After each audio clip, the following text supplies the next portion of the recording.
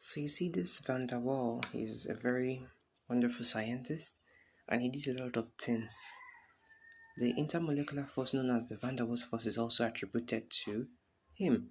By the way, the full video is on Copy Chemistry YouTube.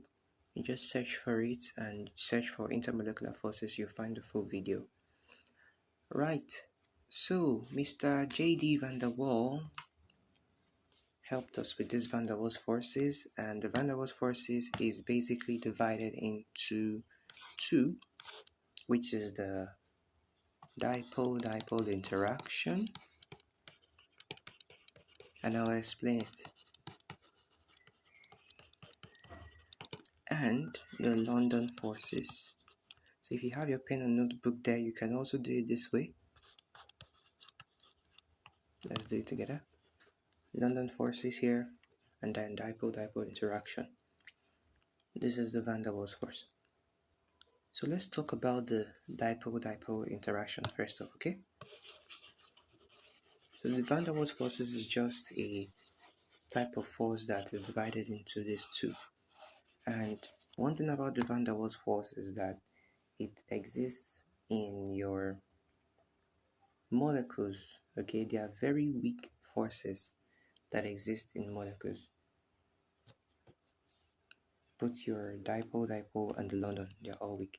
So now let's look at dipole-dipole.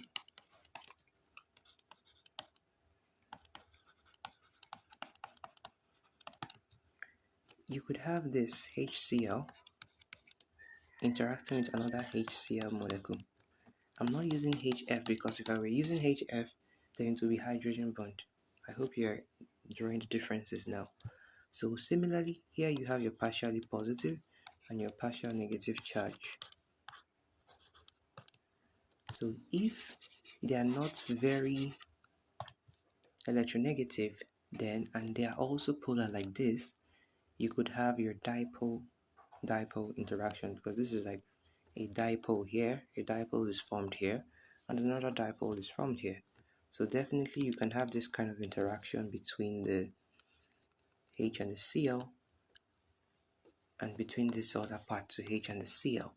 So that gives you a kind of attraction, that attractive force, yes, that holds the molecule together. Okay, so that's what we're talking about there. In this case, what have been formed here are called permanent dipoles. That's because it is very obvious that this HCl is polar, so it forms permanent dipoles. And then, since you have the negative end and the positive end, they could interact towards in line with the dipole interaction. Okay, the dipole interaction are stronger than the London forces. So what happens in the London forces? The London forces will be the weakest of all of them. And here it's also like the dipole, but the difference is this: you are talking about non-polar molecules. For instance, iodine, CCl4, is also non-polar. So if you have an iodine molecule like this that is non-polar, this could be, you can say this is partially positive and this is partially negative, but it is temporary. Okay, the molecule could just adjust in such a way that at some point the positive ions might gather to one end of the molecule and the negative ions might gather to another end of the molecule. I'm talking about the atoms now, this atom and this atom.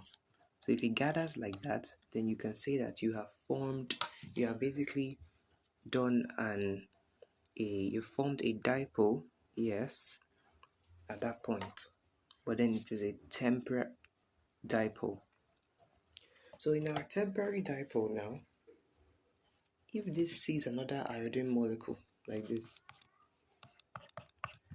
then we could also have this as partially positive and partially negative, right? So it means that you could have that interaction here. But note that this is what's temporary, and it occurs in non-polar molecules. However, your dipole-dipole is permanent and occurs in polar molecules, okay? So if I write CCl4 now, you should be able to tell me that your London forces will be present there because CCl4 is a non-polar molecule. If I give you an example of methane, CH4, methane, you should be able to tell me that London forces were established there because that is also non-polar. Okay? Basically, your London forces are very weak forces and they exist in virtually all molecules. In virtually all molecules, that's because there's a section of your molecule that is going to be non-polar. Okay, so that's why. But where it will dominate is in non-polar molecules that give you the temporary dipole. And then we've explained your dipole-dipole interaction, that is the permanent dipoles, and they exist between compounds like this. So if you're dealing with NaCl, you'll say ionic bonding exists here. If you're dealing with HCl, you can prefer this to be a dipole-dipole interaction. Okay?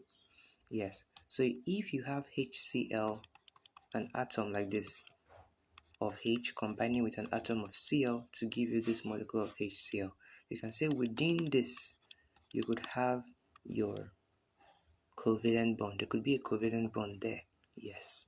But between different molecules of HCl, there is what? Dipole-dipole interaction. I hope it's clear now.